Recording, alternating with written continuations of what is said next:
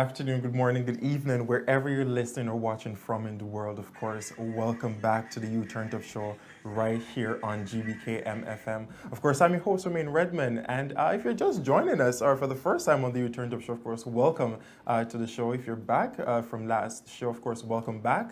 As you know, the You Turned Up Show go from 3 until 4 p.m. right here on Gbkm FM. And don't forget, this is where we aim to inspire, inform, and also to energize today's youth so that they can tackle the world and help to create a world that they would like and love to, of course, live in. Don't forget our platforms are on Facebook at Gbkm Tv, on YouTube at Gbkm TV. Also get us on our website, www.gbkm.fm. You can also get us on TuneIn app, is Gbkm, and get our app from our website and take us with you wherever you go in the world. And of course, the Return Up Show is brought to you by the kind sponsorship of course, AOF Immigration Canada, who specializes in all your immigration needs, ranging from the Quebec Investor Program, permanent residency, student visa, whatever it is, they have you covered. So of course, just give them a call or send them an email for your private and your confidential consultation. Their phone number is 416-629-4617. You can also send them an email,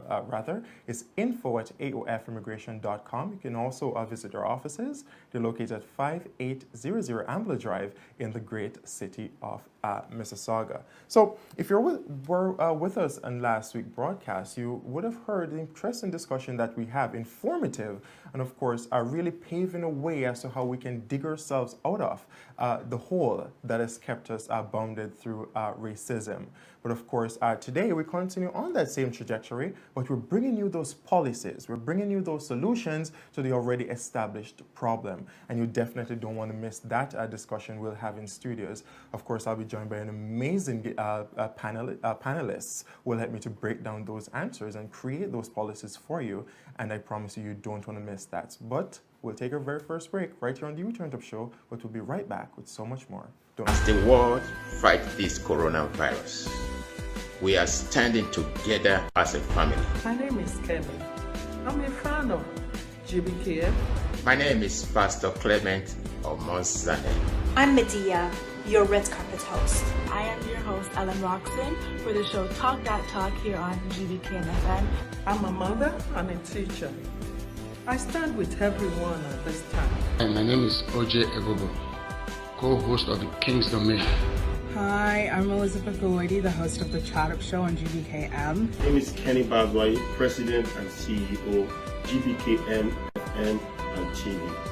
We stand with all the community affected by this pandemic. As the world. And of course, welcome back to the You Turned Up Show right here on Gbkm FM. It's me, your host, Romain Redmond, and as I promised before I went on break, that means you haven't missed anything as much as yet. So we promised to bring you that discussion about real solutions to the issue of anti-Black racism in our society. We want to create a world in which all our young people coming behind us, in front of us, where they can live in an equitable society which recognizes their humanity and treats each and every one fairly and justly. And of course, on my panel today is, of course, a Member of Parliament for Kitchener, Member of Provincial Parliament, that is, for Kitchener Centre, and a critic for anti-racism, for the official opposition, and of course, chair for the NDP's Black Caucus, Dr. Laura May Lindo. Also to join us in the hour, we're hoping is MPP for Scarborough Guildwood, Miss Mitzi Hunter. But of course, Miss Lindo, you're here with us first. Of course, welcome to the You Turned Up Show. We must say, we're having an interesting conversation before we went live. But of course, just to create some foreground, how are you doing personally, though, in light of what's happening outside? To tell you, it has been a trying time. I'm exhausted, and it is very, very difficult to be having these kinds of conversations, knowing that we have been fighting the same fight against anti-Black racism for so long. But honored to be here to be able to do some of the moving from inside the system.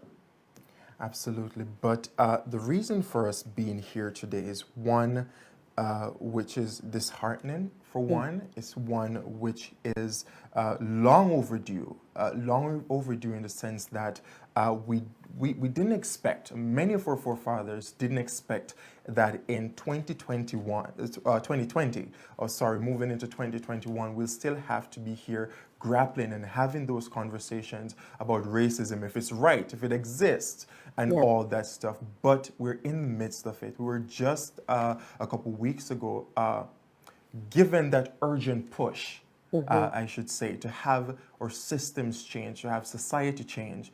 And of course, I'm talking about everything being catapulted with the murder of George Floyd in the US, which has started a ripple reaction across the world. And here in Canada, that conversation is even stronger than ever in terms of, and the sense of urgency to get it fixed. But of course, Ms. Lindo, being the critic for anti-racism and of course cheer for the Black Caucus, I want you to shed some light on what the establishment of the Black Caucus means in terms of policies, in terms of really getting the system fixed, and then give us some insights into the optimism that we've received from this new urgent push. What does that sense of optimism looks like for the future? So starting with the Black Caucus, I can tell you that it was with great humility that we were formed. We had hosted a roundtable with leaders in the Black community with the NDP, with Andrea Horvath, our leader, and we were asking about ways that we could operate as the NDP, as the official opposition, to better support Black communities. And one of the calls was to form a Black Caucus. So it's the first time in the history of Ontario that enough Black members of provincial parliament have been elected in a single party, which on its own is quite exciting to think about. And our goal has been to shed light on how every policy, every bit of legislation, every sector in government impacts Black communities. Sometimes we think that there's only a handful of areas that we are impacted, but we know on the ground that Black community members have a different experience, for instance, with affordable housing, a different experience with employment equity, a different experience when we're in education and in healthcare. And so our purpose in forming as the Black Caucus has been to speak openly and honestly about that at question period at Queen's Park and on the streets. So a lot of us have actually been speaking out during the solidarity rallies that have been happening across the province as well. In terms of what's happening, it's interesting when I think about the ripple effect that you were discussing with the murder of George Floyd. One of the things that we're seeing is that people are very clear that change for Black communities has to happen in every sector, that it's not just about policing, but it's also about how Black children are treated in education. It's about how frontline healthcare workers have been underpaid for so long. Many of the Black or the PSWs that we speak about as heroes in long-term care and in our hospital system are Black workers that have been underpaid. And so the fight is quite broad, and again, we are so very humbled to be doing this work. Absolutely. And interesting enough, let us create some foreground before I proceed to my next question. So just by an indication of yes or no, I want you to answer two questions. We're creating the foreground for our conversation in terms of creating policies. So first question, systematic racism exists in Ontario and Canada at large, yes or no? Yes. Systematic racism can be countered with strong and just policies. Yes. Absolutely. So let's dive into those policy options that we're here to talk about today. And I'm going to start off with an area you're all too familiar with, education. Yes. Education. Your doctorate is in education, of course, and hence, Dr. Lindo, I must give you kudos to that. But before we went on, we're talking about the fact that a number of studies, a number of committees have been put together to explore ways to help eradicate anti-racism, anti-Black racism, Islamophobia, and all this stuff from our schools so as to create that environment for our students to reach full matriculation.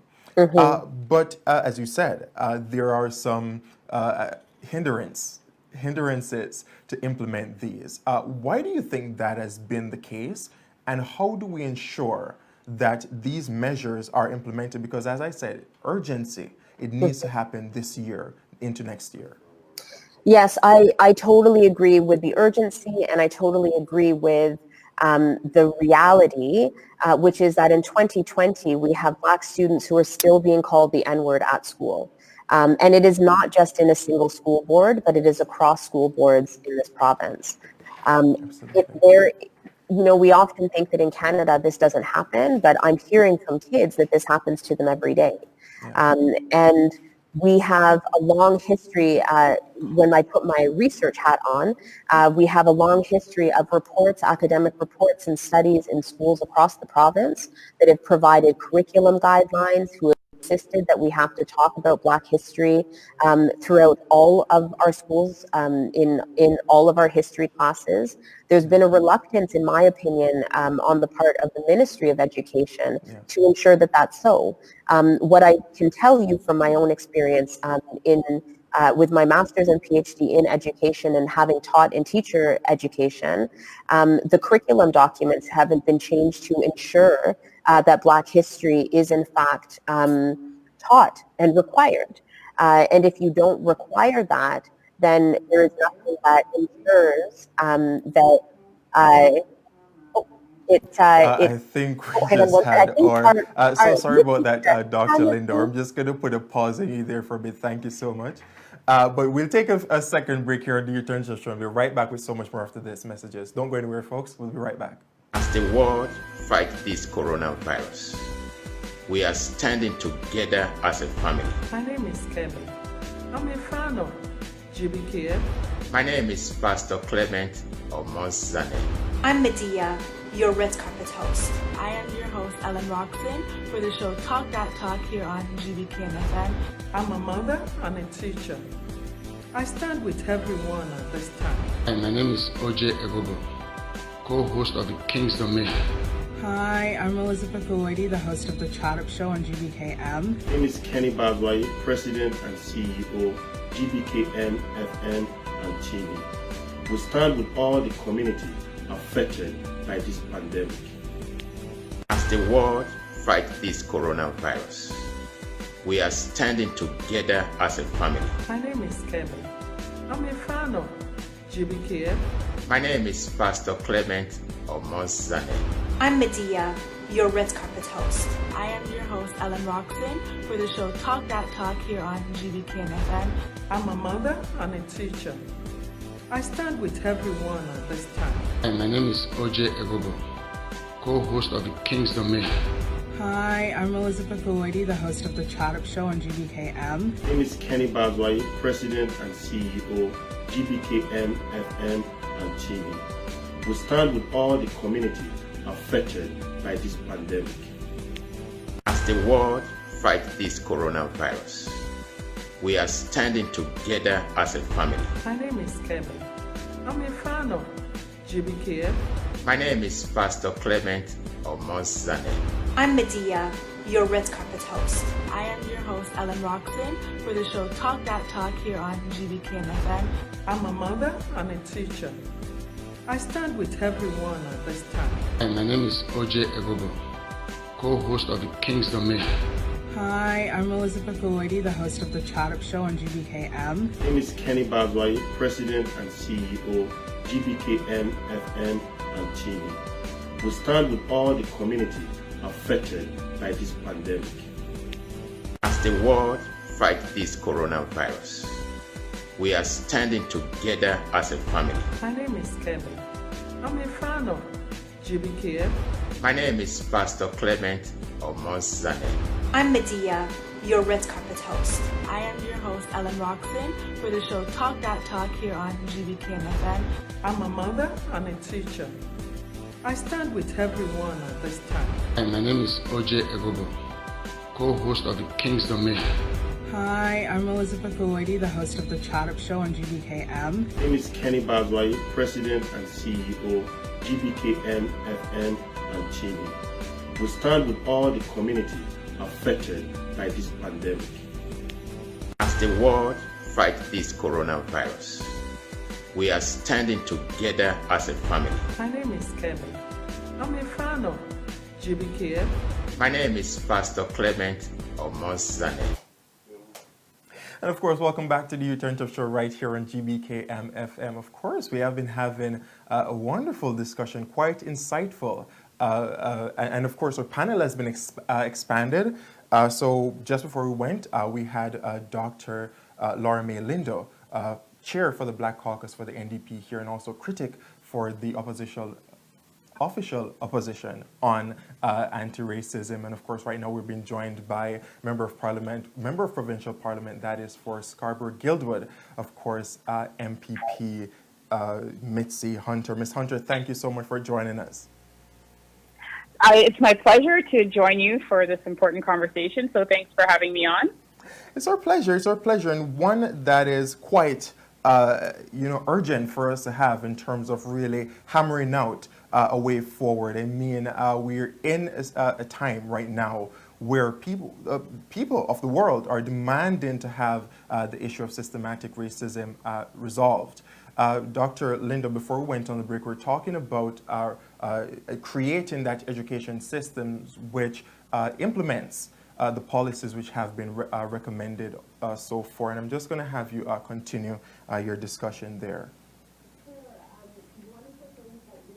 After researchers have spoken about is the need to address curriculum. Students actually have spoken a lot about the need to ensure that Black history is discussed throughout all of their classes, and they often talk about not seeing themselves reflected in curriculum, and there's ways that we can ensure that the required, the mandatory curriculum that teachers are using centers those voices as well.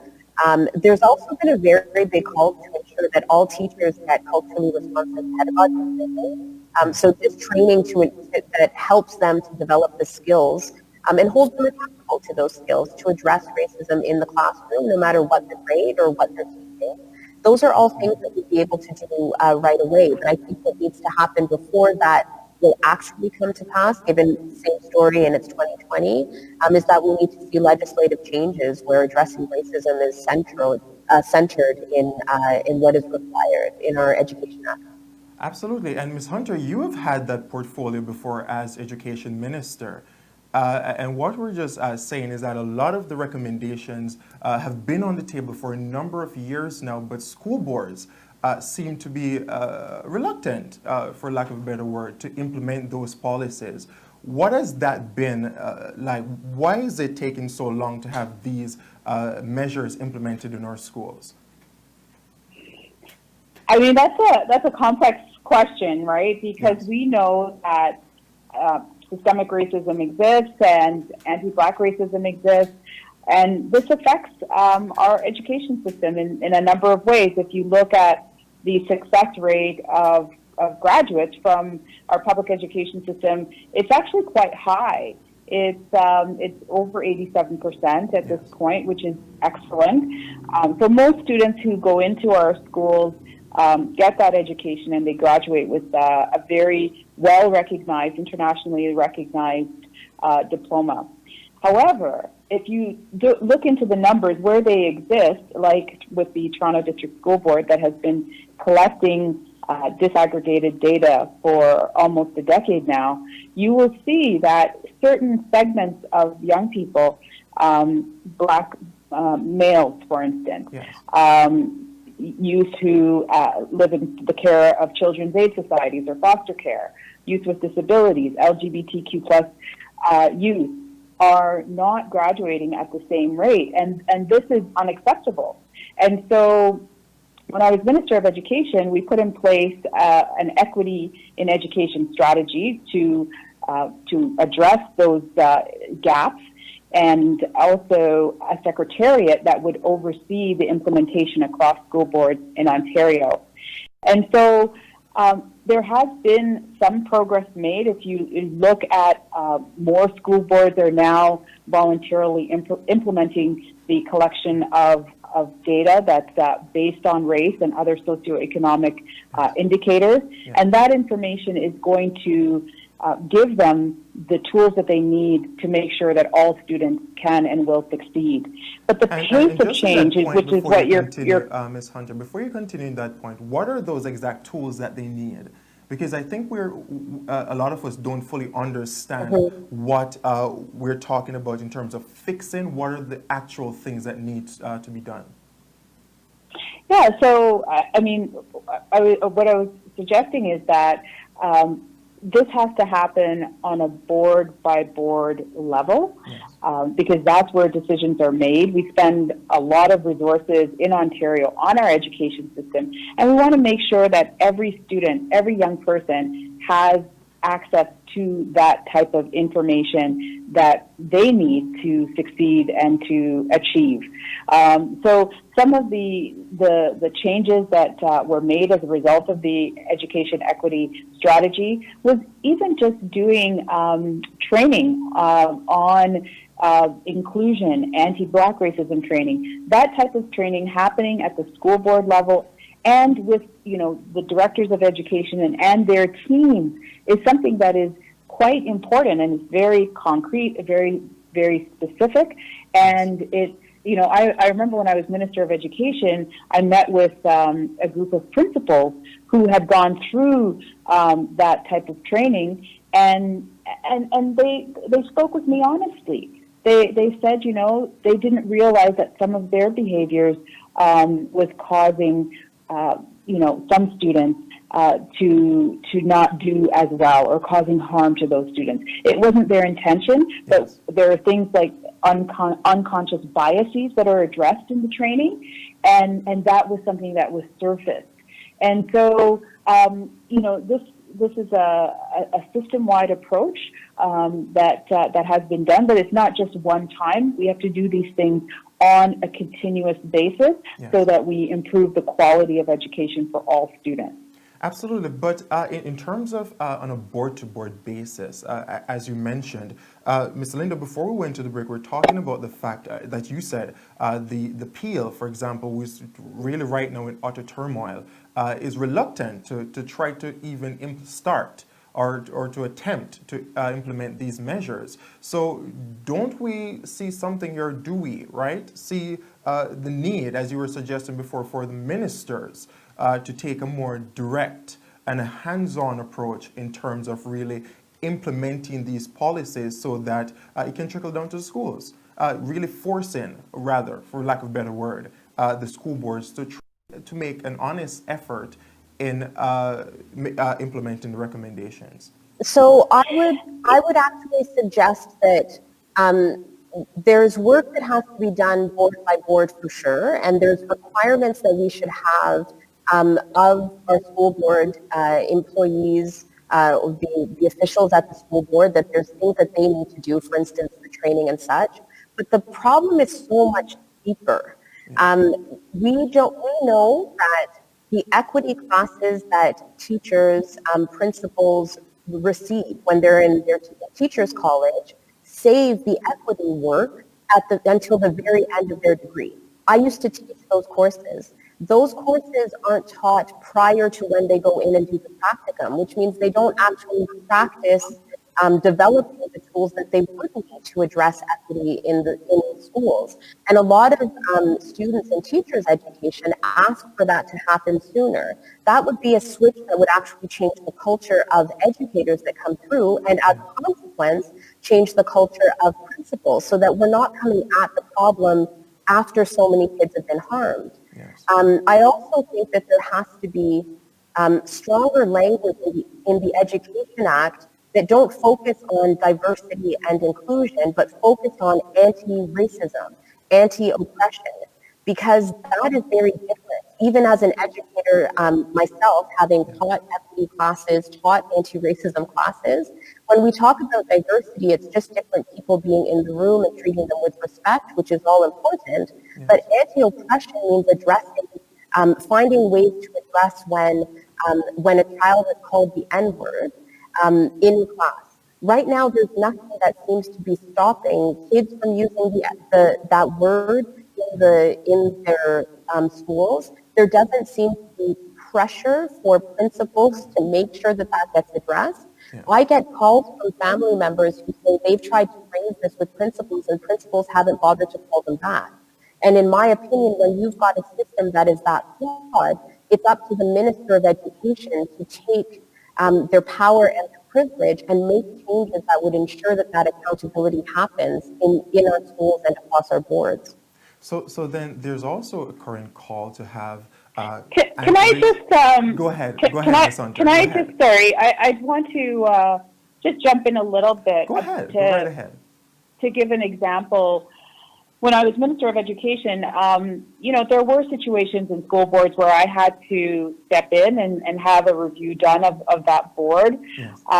It's important, and the minister has that power and authority really once a report is provided to him to take action. So the report that has been tabled is one that has to be addressed. And if the school board is not capable of addressing that report, it doesn't mean that we just leave all the problems. We actually have to take steps to solve those problems. So when I was minister and I received the report from the York Region District School Board, I provided 22 directives and ordered the board to fulfill those directives within a certain period of time and took steps to implement support so that the board could address the systemic concerns that were raised in the report and that students are at the focus of that decision making and that they need to benefit from all the decisions that are being made in the schools. And so the minister has tremendous power available to him to take action on what he has now received by way of the report on Peel. So let me ask Ms. Lindo and Ms. Hunter. So are you saying that it's a direct reluctance of the minister to act in his authority? Is that what I'm hearing? So I think the bigger challenge is that the directives have not solved the problems. Not in York Region District School Board, for instance, there was action that happened after the directives were put into place. However, now we're receiving more reports from families that the exact same problems that forced those original directives to come into place are now happening again.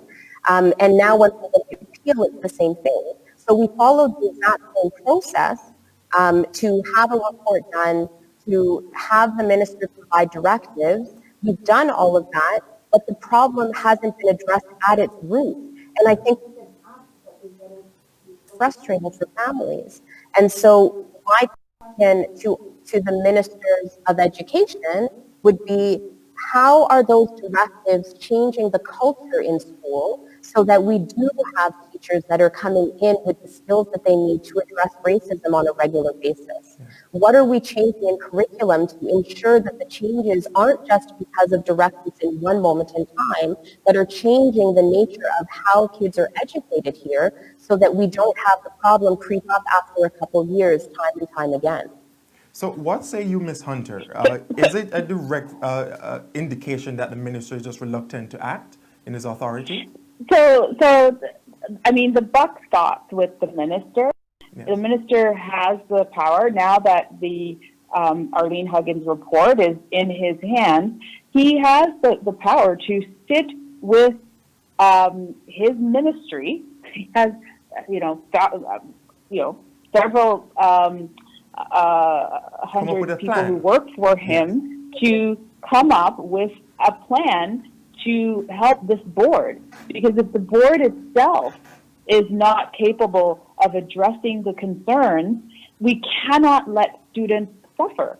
And so, with the aid of the expert resources within the Ministry of Education, such as the Education Equity Secretariat, which I know people like Patrick Case are tremendously capable of addressing issues of anti-Black racism and systemic racism, and to put specific measures in place to correct the problem.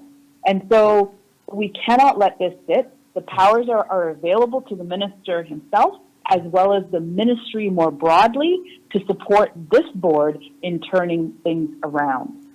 Okay, so follow up to that then. So now it's in the hands of the ministers to assist the board. So, but in terms of students, student life, Ms. Linda, you mentioned earlier that the way in which even equity, and I did equity when I was in high school 4 years ago, and the languaging, I must say, in my experience, the languaging was quite calm, let's say calm, in terms of how we discuss the use of the N-word, we discuss slavery, we discuss oppression. So do you think that anti-racism courses or courses of that, equity courses, should be a mandatory fixture in high school education or even among the K-12 range and going into universities and colleges? Oh, I truly, truly do. I think that we have to start talking about racial justice as soon as a child enters into the system. A lot of people believe that those conversations are too difficult to have, and that's one of the excuses for why it's not found itself in the curriculum in the younger years. Yeah. But what has also happened in the later years, and once you're in high school, is that you only speak about that in, let's say, a civics course, which means unless you've traveled through all of these experiences in our school system, you don't even see yourself reflected in a real way. There are amazing resources that are available to start to talk about race and racism and the true history of Ontario and Canada that center the voices of Indigenous people, that talk about their experiences of the age of the listener and the learner. And I think that we have to stop shying away from that. The more we shy away from that, the longer these problems will continue, and the more episodes like this that we'll have to have in the future, talking about, why are we here again? Okay, so let us take a shift here because we're really. So can I also address that as well? Ahead, because Ms. Hunter. it is, I believe that it is very important that the curriculum is reflective of Black history, and the fact is that Black history is Canada's history, and this is something that is important. And in addition to that, to really confront issues like systemic racism, anti-Black racism, and other forms of discrimination. There's Islamophobia, there's xenophobia. There are all these concerns that need to be dealt with if we're going to be providing an inclusive form of education in Ontario. But right now, the focus is on Black Lives Matters and the fact that this is a concern that is sweeping our world, and students definitely need to be taught this in school and need to understand the role that Black people have played in the formation of this country, certainly since its inception, before its inception, and currently and in the future. So this is something that is important. It builds, we know that when students see themselves being taught in the curriculum, it builds confidence, it builds engagement. Yes, and so it's one of those tools, and as Laura May has said, there are great resources out there, but making it mandatory makes that resources available to Black students as well as non-Black students. Okay.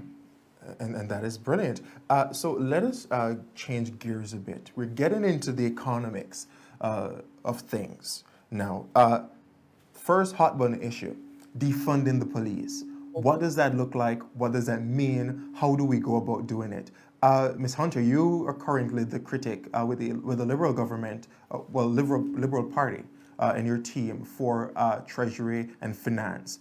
How do we go about undertaking something like that for the Interior Provincial Police and recommendations to the municipalities in terms of undergoing something like that? But first, do you believe we should start by defunding the police?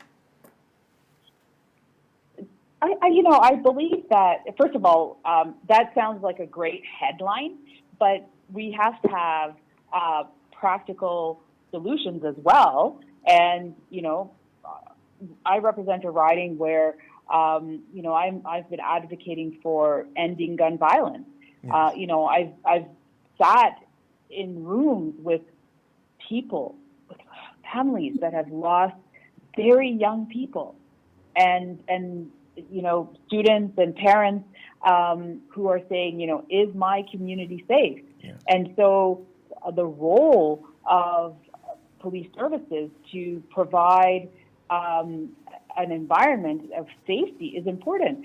But at the same time, if you have people who have mental health issues, who aren't feeling safe to call for help, or their family members, because there is lack of training, lack of a proper place to get those resources and those supports, I think that's something that we absolutely do need to look at. And there's only so many dollars and funding envelopes that we have, so we have to prioritize.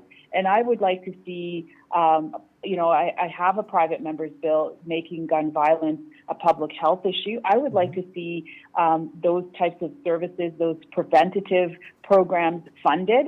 I don't want, municipalities, for instance, to say, no, we can't do those preventative programs because all of our resources are, stuck in policing our Yes. communities. No Absolutely. one wants to see that. Yes. We have to make decisions based on the needs of the community, the priority in the community. And I do believe that we need to put a stronger emphasis on mental health and well-being, and on, ending things like gun violence and making that a public health concern.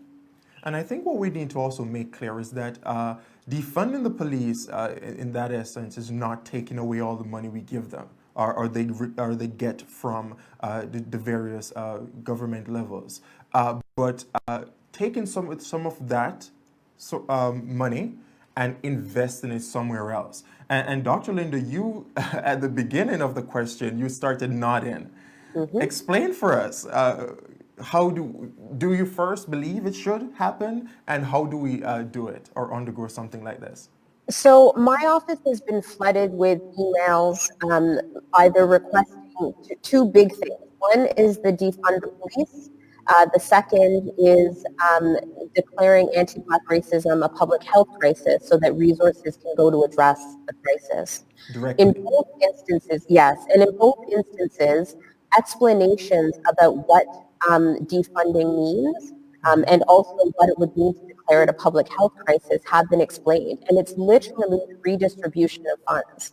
Part of what has happened in the number of solidarity marches and rallies, part of what we're seeing is a cry from Black community members telling the world that when they call for help, they should not end up dead. When they call for help, they should be able to know that the systems that their taxpayer money are going into are there to protect them too. They deserve to feel safe. But knowing, as Mitzi had said as well, there are a finite amount of money that we have to work with. What they are asking for is a rethink on what we invest in, a commitment from all of us to invest proactively the things that would end